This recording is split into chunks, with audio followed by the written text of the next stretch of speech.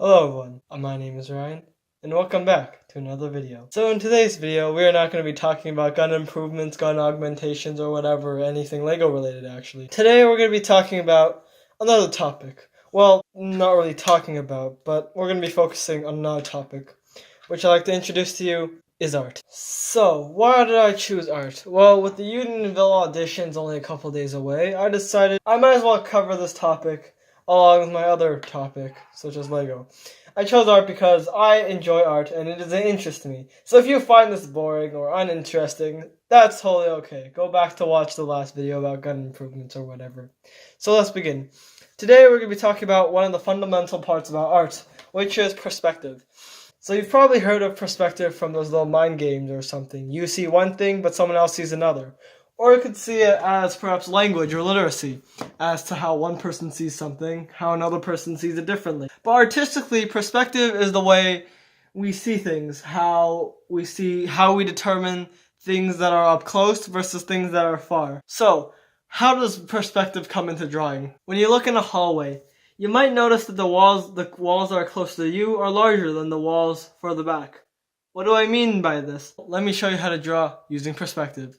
So, for ease of access, we have this sheet of grid paper here, just to show you a quick way to draw the three types of perspective. The first type of perspective is 1-point perspective, then 2-point perspective, and finally 3-point perspective. 1-point perspective is the most simple of all perspectives. 2-point perspective is a bit more complex, but is more realistic. 3-point perspective is the world we live in, though 3-point is not as noticeable as 2-point. I will show you now. So, to begin, 1-point perspective. Very simple. You will start off with one dot. You can do this with any other grid paper or line paper or whatever. Start with the dot in the center. There is your vanishing point. The vanishing point is when all things coincide or something. Basically, that's where all your lines are going to meet up. You'll see what I mean in a moment. So, there's your vanishing point. Now you need your horizon. So, we all know what a horizon is if you've heard of a sun setting before. So, there's a horizon. It has to be straight, yes. So let's say you're to draw an object here. Let's begin with a simple square or cube. You have a square. So how do you turn this into actually three-dimensional or to look nice? So you can use a ruler or not, but if you're beginning, I recommend you use a ruler. So connect all the visible points or all the points to the main central vanishing point dot, like so. Make sure that they are exactly straight, or at least mostly straight. If they are not straight, then you're going to lose the whole feeling. Now, let's say how wide do you want your square rectangle to be?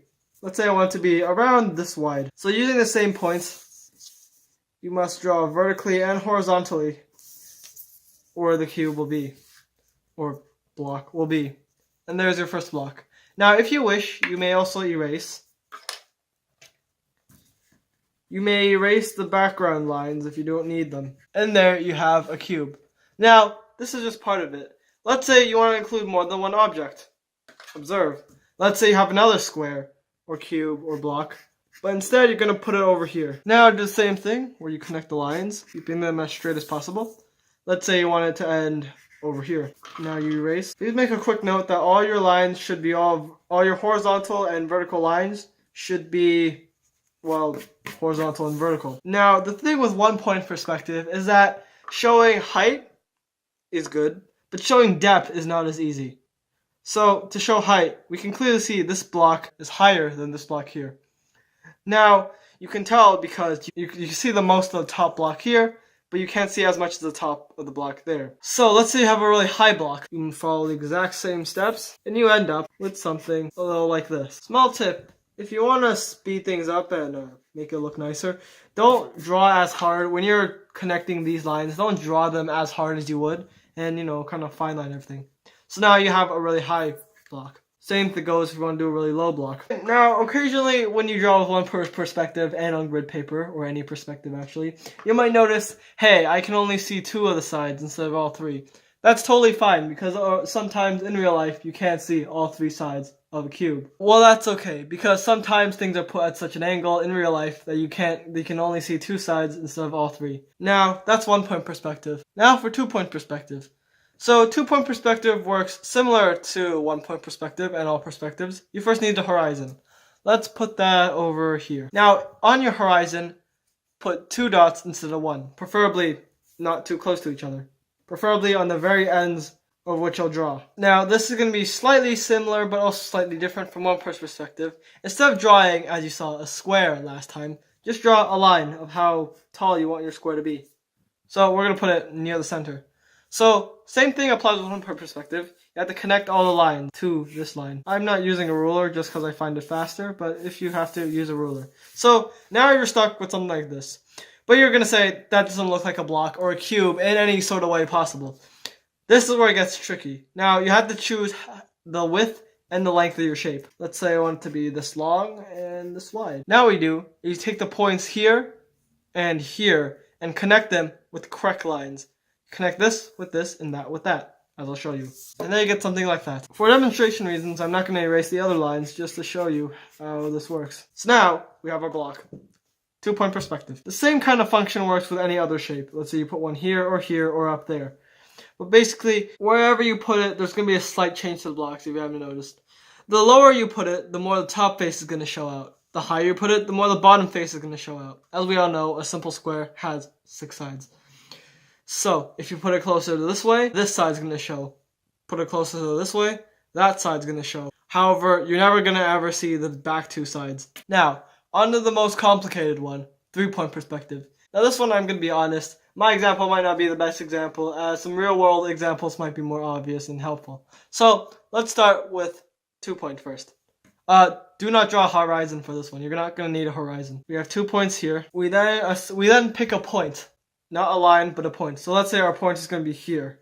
Connected lines. Essentially, if you learned anything from the other 2 perspective lessons, you'll know how to draw, or maybe how to draw, a perspectively accurate flat square. As I'll show you now. So pick 2 points. Well, when I mean square, I mean shape. When I pick a point, let's say you point this point and this point just because it's simple. And connect the dots as usual. Now you have your flat square. And the 4 points that correspond with it. Now, this is a pretty even square, so let's move on. Now, how far down does your shape go? Let's say it goes this far down. Now, for simplicity and for other reasons, just assume your middle line is always going to be straight. So, if this is the exact middle of the square, draw a line like that. Now, do the same thing you did up here, except with this dot. So, you must connect dot like so. Then you'll have something that looks like this. Now, right now you might be thinking, you can just drag these lines down. Do not do that. Because this is 3-point perspective, you need to know that these 2 lines curve in a bit because there's a 3rd point down there. I did not mention that in advance because that would be a little confusing and unrelated at the moment. So as you can see, this line here goes all the way down to that 3rd point. The other 2 lines will follow it. Now you have something that looks like this. Now connect the lines, and by connect I mean outline, and you have something that looks like this. Sure, it may look kind of odd, but that's how 3-point works. And as I mentioned before, this is the one you'll see in real life. Now that we've learned all 3 points of perspective, let's go through some troubleshooting mistakes. So, first of all, troubleshooting mistakes. When you're using 1, 2, or 3-point perspective, pretty much all lines have to meet at their vanishing point, or the dot. Some exclusions, such as, 3-point perspective, all 3 have to go. 2-point perspective, any vertical lines just go straight down. And for 1-point perspective, any horizontal and vertical lines go down. So basically, all diagonal lines have to meet somewhere. And they all must meet somewhere. If they don't, you're not doing it correctly. So let's give a troubleshooting mistake. Let's say you have a perspective here. So you have your cube. I'm going to draw something that looks like this. What does that look like? Not much, really. But do you know why it looks kind of uncomfortable? It does look uncomfortable, by the way.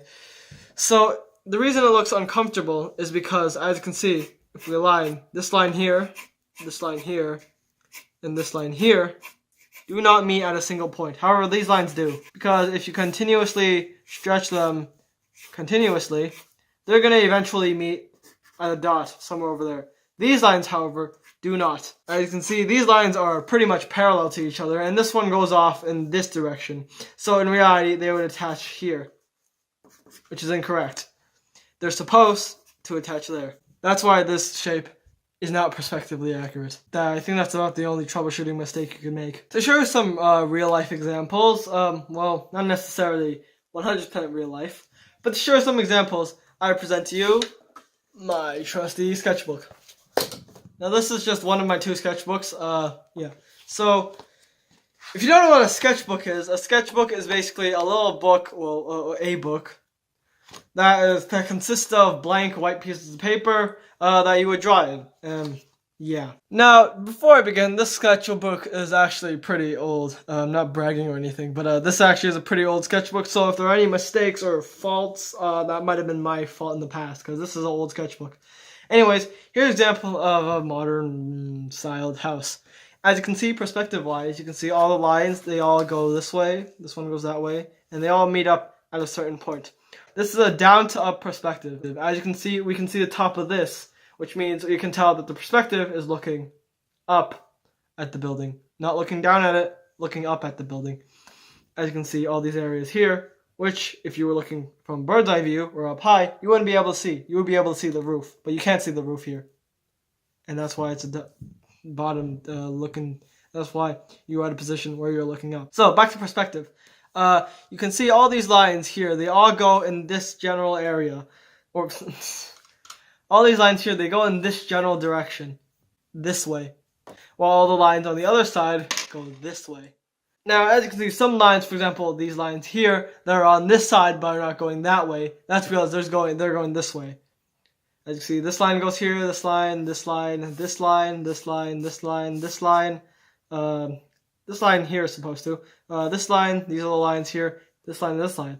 And the other line goes this way, and it all meets up at one point. Let me show you another example. Another slightly more realistic example is this house over here. As you can see, all the lines here on the roof and patio area all go into this direction over here. All connecting everything into this general direction, eventually hitting a vanishing point. Same with the lines on this end. Now, the thing with this image, we also have triangles. How to draw triangles with perspective, that's going to be another video. Here's another example of a little bit of a city sort of background shape, kind of. So basically, this one's a little more complicated, but because of these slanted lines here. So in reality, this building's actually slanting outwards a bit. Like slanting outwards a bit, like that. But still, it still contains perspective, as you can see. How this line goes down here, this line goes through here, and they all will eventually connect at a vanishing point.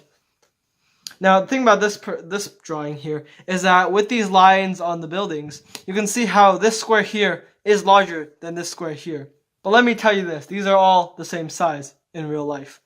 How do I know this? The way perspective works, as I mentioned, things that are close to you are larger than things that are farther away from you. By drawing these lines closer together in the far distance, it makes it more prospectively accurate than if you made them all the same size. Then that would look kind of funny, as if the glass was getting larger as it went in the background. Here's another realistic example of the small plaza kind of looking area here. So with the perspective idea, you can see all these lines going this way and all these lines going this way. Actually, this is at such an angle that in fact, it's actually a standing angle, that you can see that these lines here, if continued, and these lines here, if continued, will actually meet up at a space just off the page. I don't think you can see that, but yeah, there's perspective in action. Anyways, I'm afraid that's about all the time we have in this video, so if you enjoyed, like and subscribe, and I'll see you next time. Hopefully talking a bit more about art and perspective, or another gun episode. Stay tuned. Adios.